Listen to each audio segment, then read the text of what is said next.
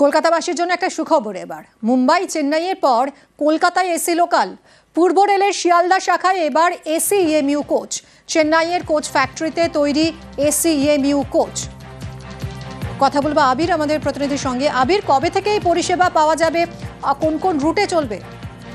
দেখো, রেল সূত্রে খবর আপাতত 12 কোচে 2টো রেক দেওয়া হবে, তার মধ্যে একটি রেক এসে গিয়েছে এবং সেটিকে রানাঘাটে আপাতত রাখা হয়েছে।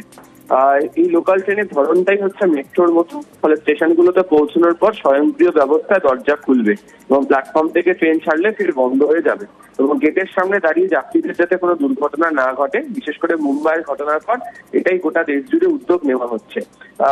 নতুন ইএমইউ ট্রেনের রুট এবং ভাড়া কিংবা টাইম টেবিল এখনো চূড়ান্ত করা হয়নি, তবে সূত্রের খবর শিয়ালদা রানাঘাট শিয়ালদা এই সেকশনে চলবে। দিনে 2বার করে আপাতত চালানো হবে।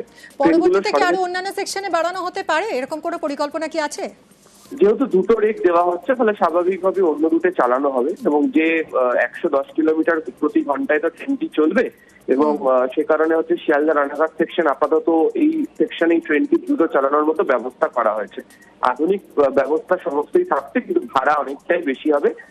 সিনিয়র ডিভিশনাল কমার্শিয়াল ম্যানেজার সূত্রের খবর, তারা 2-1 দিনের মধ্যেই ভাড়া এবং টাইম টেবিল স্থির করে নেবেন। তবে কতগুলো টেস্ট রান এখানে করতে হবে এবং তারপরেই এই পরিষেবা শুরু করে দেওয়া হবে। সূত্রের খবর, জুলাই মাস থেকে এই ট্রেনটি চলতে পারবে শিয়ালদা ডিভিশনে। ধন্যবাদ আবির।